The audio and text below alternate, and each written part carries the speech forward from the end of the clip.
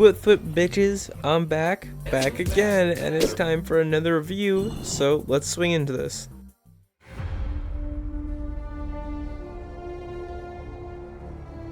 So let's go over this story real quick. The plot follows Spider-Man and Miles finally together after the last two games only having one character to play, and now we get two.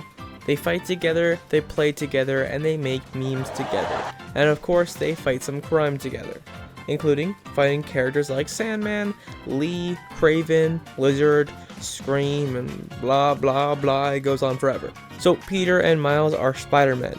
While Spider-Man is visiting Mary Jane, he gets surprised by your boy Harry. Now, Harry has some terminal illnesses, but we won't get into that now. But he gets the Venom symbiote, which kind of fixes him from Dr. Connors. After a pretty large event, he shows his powers to Peter, who now knows Peter is Spider-Man. Kraven is the main bad guy for the first half of the game, and let's just say he is awesome, dude. But I'll talk about him in a minute. Kraven is going around killing supervillains, so people like Vulture and that one Electro dude are dead. So I guess they ain't coming back. After a battle with Kraven,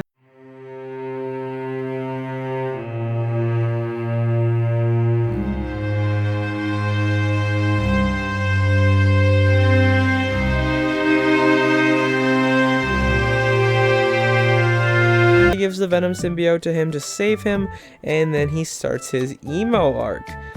Spider-Man 3 up in this bitch. The Venom symbiote makes Peter angry, and he takes out the bad guys right, left, and center, tracking down Kraven and stopping them from setting up bases. Miles gets captured and fights Lee, but accepts what's happened to his father and forgives him. He lets him escape and then finds Peter and tells him of their location. Peter goes to fight Kraven and absolutely ruins him. Rescue! Kill him! Kill! Stop! Whoa. Sorry about that, guys. Miles stops him and convinces him to get rid of the suit, but after giving up the suit, it breaks open and gets on Harry, turning him into Venom. You even get to play as him, so that's for you guys that bitched and moan if it wasn't in the game. Peter gets the anti-venom suit from Lee curing him, and they go off to stop Harry Venom. Harry Venom. They put his spawn egg and put it in the particle accelerator. Oh, and I forgot to mention that they got their asses kicked. And after killing his rock, he gets off. And Harry goes back into a coma, ready for the G-Serum.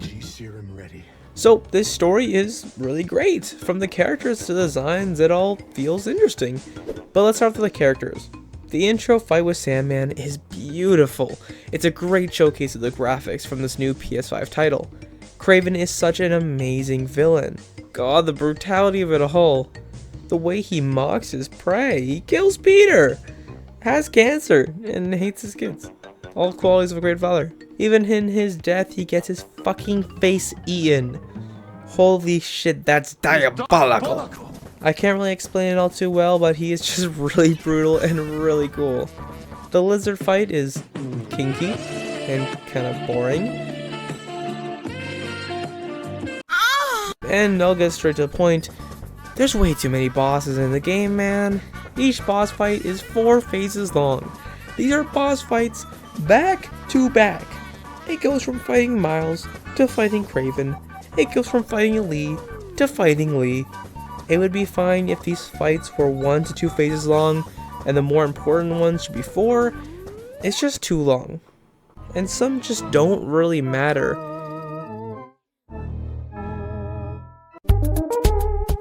Otherwise, Venom is done really well. He looks great, sounds great, and this is a real threat.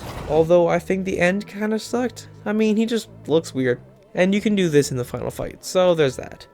Overall, this story is a great mix between the two games and bridges the gap perfectly.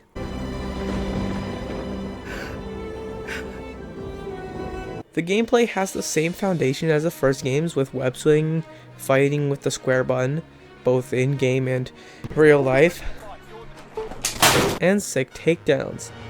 The new stuff includes a web glider that allows you to go across the city, new abilities for both Miles and Peter, and the best, the one thing that single-handedly made the game a Game of the Year contender, the web line. It's Batman, but Spider-Man.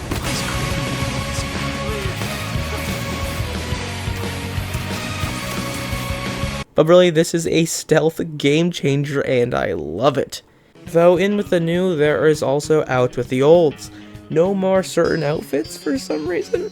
No more ultimates for each outfit, which means a lot of those outfits don't really do dilly squat. But even with those, the game still has a great system for skill trees, outfits, and abilities. And those abilities are really fun to use, especially the Venom ones. And they make for some badass moments. The graphics and web swinging are better than ever, and make the game a true PS5 experience. But there are many few gripes, but here are my very few gripes. The game has no repay value at all. There is no New Game Plus, so there is no reason to play the 40 fucking boss fights back to back that are so dumb! Whoa, I don't know what's going on with me, guys.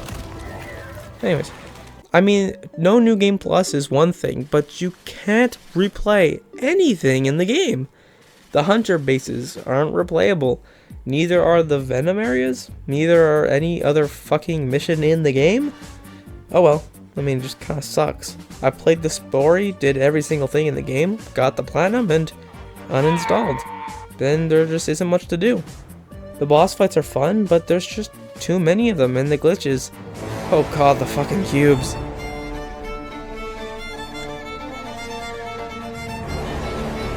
Spider-Man 2 is an amazing game with incredible graphics and lighting. Spider-Man 2 is an amazing game with incredible graphics and lighting. The gameplay is fun, and maybe can get boring, but you won't play long enough to find that out, and whether that's a good thing or bad thing, you're gonna have to figure that out. Using the Venom abilities never really gets old, and while the boss fights are a little too much and too often, they are fun and engaging. Overall, Spider-Man 2 is a great experience, full of web swinging, city exploring, and photo taking. Overall, Spider-Man 2 deserves a 97 out of 100. Maybe not Game of the Year, but definitely the best Spider-Man game made to date.